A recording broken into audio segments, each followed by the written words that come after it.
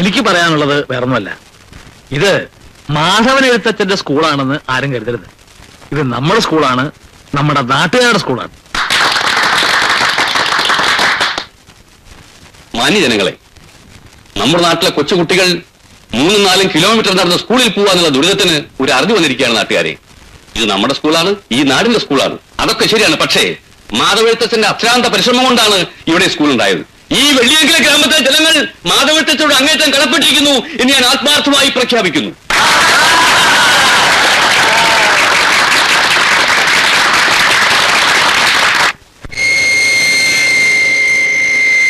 നിനക്ക് ജോലി ചെയ്യാൻ മാത്രം വന്നാൽ മതി. യൂണിയന്റെ ആളാണെന്നും പറഞ്ഞ് തന്നെ വരട്ടത്. ഞാൻ കുറെ കണ്ടതാ ഇതൊക്കെ. പോ. സ്കൂളിന് അനുവാദം കിട്ടിയ കാര്യം നീ അറിഞ്ഞു കാണുമല്ലോ. അതിന് ഞാനെന്ത് വേണം? അതിന് നീ ഒന്നും വേണ്ട. 1-ാം തീയതി രാവിലെ ക്ലാസ് തുടങ്ങുകയാണ്. ഞാൻ വന്ന് കുട്ടികളെ പഠിപ്പിക്കണം. എടാ, നീ എന്നെ ബഹുമാനിച്ചില്ലേലും അച്ഛനാണെന്നുള്ള വിചാരം പെരുമാറ്റത്തിൽ ഉണ്ടായിക്കൊള്ളാം. അച്ഛനാണെന്ന് പറഞ്ഞാൽ മാത്രം പോരാ, പ്രവൃത്തിയിലും അത് കാണണം. എന്റെ ആവശ്യങ്ങൾ പറയുമ്പം സ്കൂളെന്നുള്ള പല്ലവി പാടിയാൽ മാത്രം പോരാന്ന്. എടാ, നിന്റെ ആവശ്യങ്ങളൊന്നും ഞാൻ ഇവരെ സാധിച്ചു തന്നിട്ടില്ലേ? ഉണ്ടായിരുന്നു പണ്ട്. ആ പെണ്ണും പിള്ളേ മോളും വരുന്നതിന് മുമ്പ്.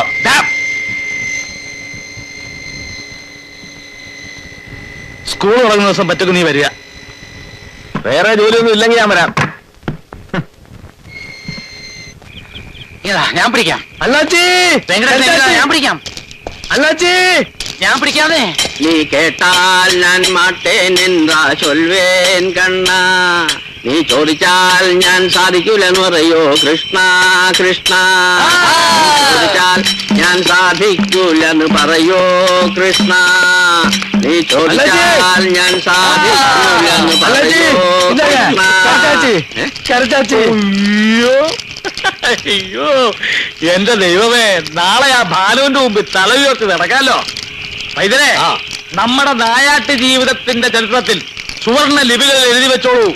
ആദ്യമായി തായിപ്പിന്റെ ഉണ്ട ഒരു മുയലിനെ വീഴ്ത്തിയിരിക്കുന്നു. ഞാനാ കാണിച്ചു കൊടുത്തത്. നിങ്ങൾ രണ്ടുമല്ല നെടുങ്ങാടിയ ഒന്നും മിണ്ടായിരിക്കണോ? എന്നാൽ ഇനിയൊരു കഥ ഉര ചെയ്യാം, എന്നാലാവതുപോലെ കേൾപ്പിൻ. എന്നാൽ ഇനിയൊരു കഥയുര ചെയ്യാം, എന്നാലാവതുപോലെ കേൾപ്പിൻ.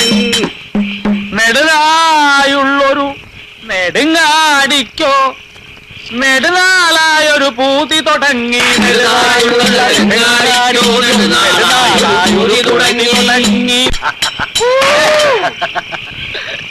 ഉള്ളത് നേരെ ചൊല്ലും നേരം തൊള്ള തുറക്കരുതാരും വെറുതെ. ഉള്ളത് നേരെ ചൊല്ലും നേരം തൊള്ള തുറക്കരുതാരും വെറുതെ.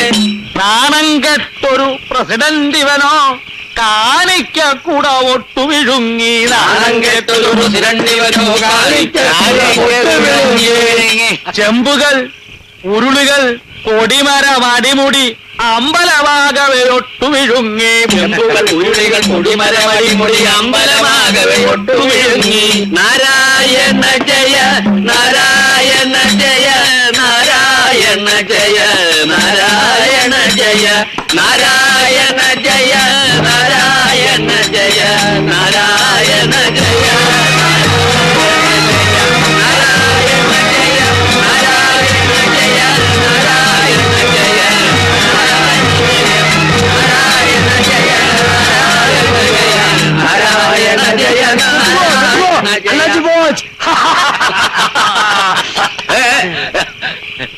ഇനിയിപ്പോ ഇതിനെ എന്ത് ചെയ്യണം?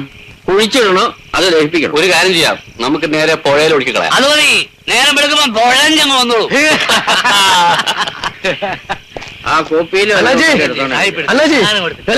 ടൈമാച്ചി പോലാം. അണ്ണാച്ചി പോലാം. അണ്ണാച്ചി അണ്ണാച്ചി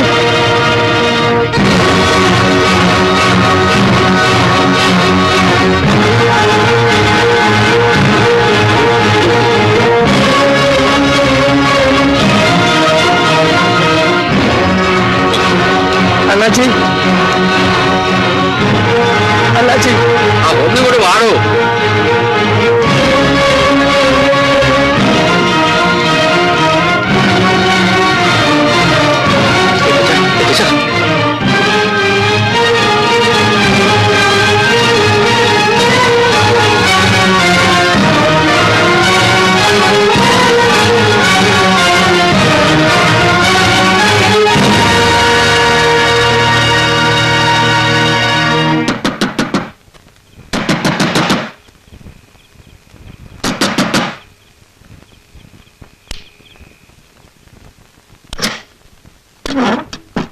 ഡോക്ടറുടെ എന്താ അസുഖം? താൻ ഡോക്ടറെ വിളിക്കണോ? മെല്ലെ മെല്ലെ. അണ്ണാച്ചി കുറച്ച് കുടിച്ചിരുന്നു. പാട്ട് പാടിക്കൊണ്ടിരുന്നപ്പോ തല കറങ്ങി വീണു.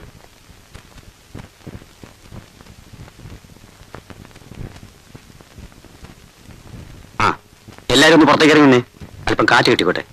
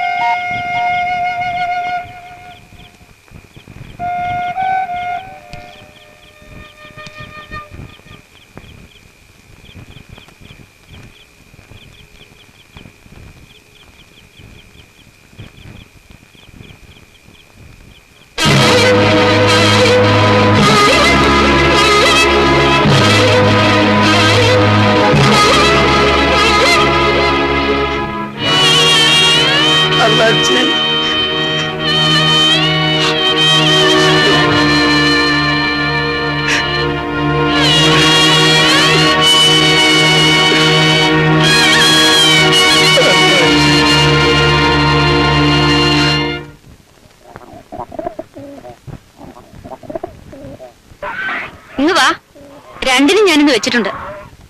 എങ്ങുമില്ലാത്ത കുറെ വേട്ടക്കാരിറങ്ങിയിരിക്കുന്നു. രാത്രി മുഴുവൻ എന്തെടുക്കായിരുന്നു?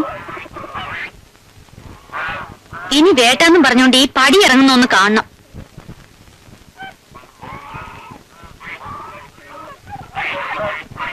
തന്റെ അണ്ണാച്ചി അടുക്കളവാതിലൂടെ മുങ്ങിയോ? ഇന്നും നാലുകാലിലായിരിക്കും.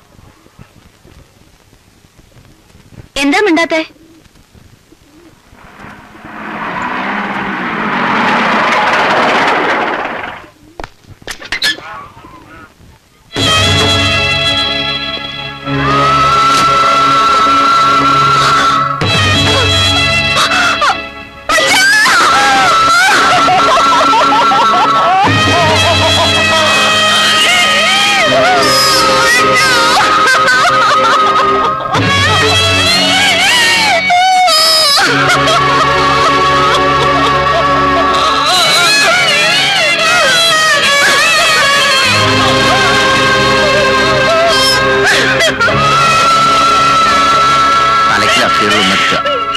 പാള വെച്ച് അസ്ഥികൾ ഒന്നെടുത്ത് പാളയെ വെക്കുക, ഒന്നുകൂടെ വെക്കുക.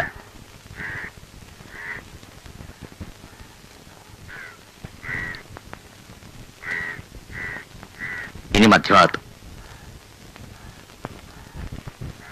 പാള വെച്ച് മധ്യഭാഗത്ത് അസ്ഥി എടുത്ത് പാളയിൽ വെക്കുക, ഒന്നുകൂടെ വെക്കുക. ഇനി കാൽക്കൽ നിന്നൊരു അസ്ഥി എടുത്ത് പാളയിൽ വെക്കുക, ഒന്നുകൂടെ എടുത്ത് വെക്കുക.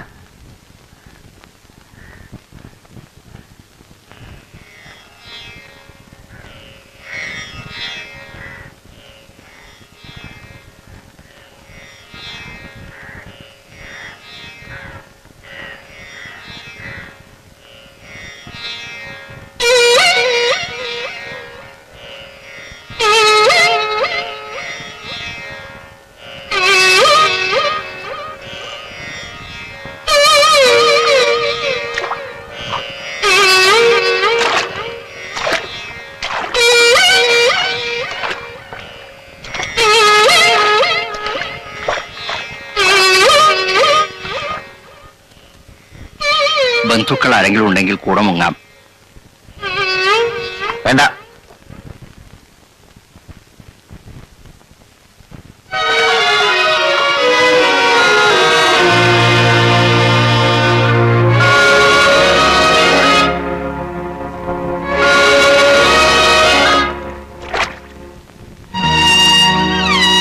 കലശത്തിന്റെ കെട്ടഴിച്ച് വെള്ളത്തിലൊഴുക്കാം. കലശം ഒഴുക്കി പിതൃവിനെ മനസ്സിൽ ധ്യാനിച്ച് 3 വട്ടം മുങ്ങാം.